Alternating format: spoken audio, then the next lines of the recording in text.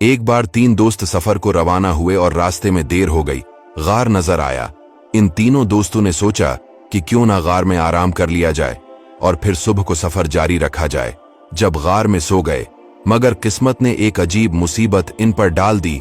इस गार के मुंह पर एक चट्टान ने आकर इस गार को बंद कर दिया। मौत करीब थी। ये महसूस हो रहा था कि शायद इसी के अंदर कैद कर जिंदगी हमसे जदा हो जाएगी। न खाने को कुछ, न पीने को कुछ था।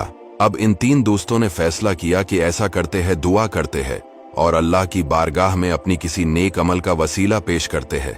पहले दोस्त ने हाथ उठाया और अल्लाह की बारगाह में दुआ की कि ऐ मौला, मैं जंगल से लकड़ियां काट कर लाता हूँ, घर का काम भी करता हूँ, अपने वालिदीन की खिदमत भी करता हूँ।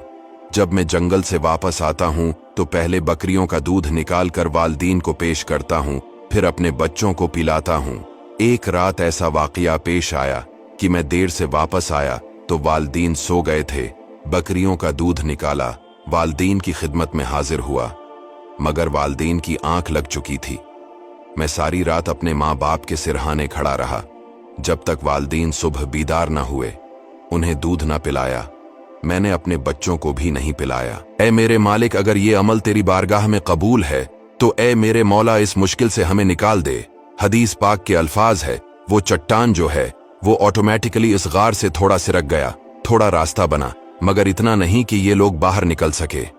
अब दूसरे दोस्त ने हाथ उठाकर कहता है, या अल्लाह, मेरी एक कजन है और मैं उससे बड़ी मोहब्बत करता हूं, मेरे इरादे उसके बारे में अच्छे नहीं थे। एक बार वो लड़की मेरे पास आई। आकर उसने मुझसे कुछ रकम उधार मांगी, परेशानी में थी। जब वो मेरे पास आई, मैंने कहा, ठीक है, पैसे तो मैं दे दूंगा, मगर तुमने मेरे साथ ये गलत काम करना होगा। वो बेचारी मजबूर थी, पैसे उसने लिए। जब मैं उसके करीब गया तो उसने कहा, खुदा से डरो, ये काम मत करो। ऐ अल्लाह, जब उसने मुझसे ये कहा, मुझ पर तेरा खौफ तारी हो गया। अकेला था, कंट्रोल भी था, मैं गुनाह कर सकता था, मगर मालिक, इस अकेलेपन में भी मैं तेरे खौफ के बिना पर इस लड़की को छोड़ दिया। ऐ अल्लाह, अगर ये काम मैंने तेरी रिजा के लिए किया है तो हमें इस मुसीबत, इस गार से निकाल दे। पत्थर जो था कुछ और सिरक गया।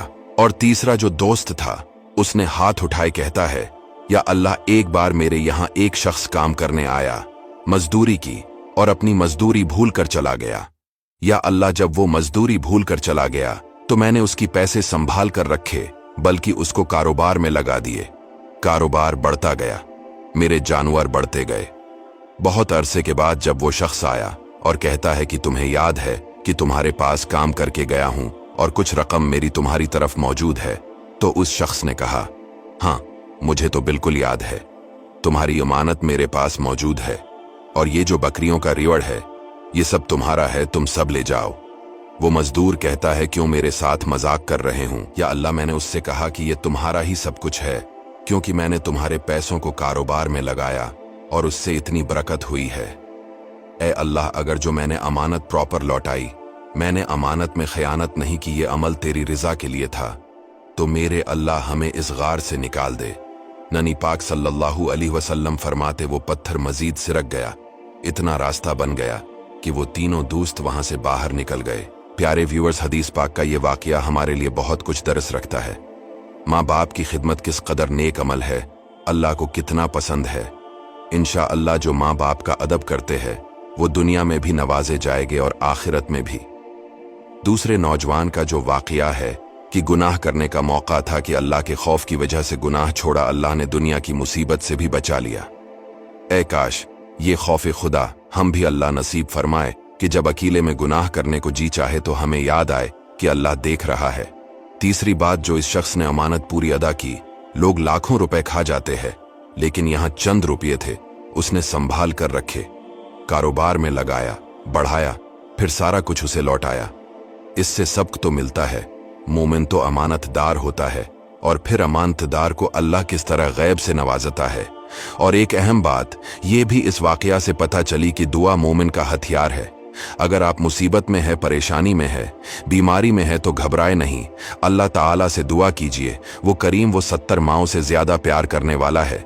दोस्तों, इस वीडियो को शेयर जरूर कीजिएगा।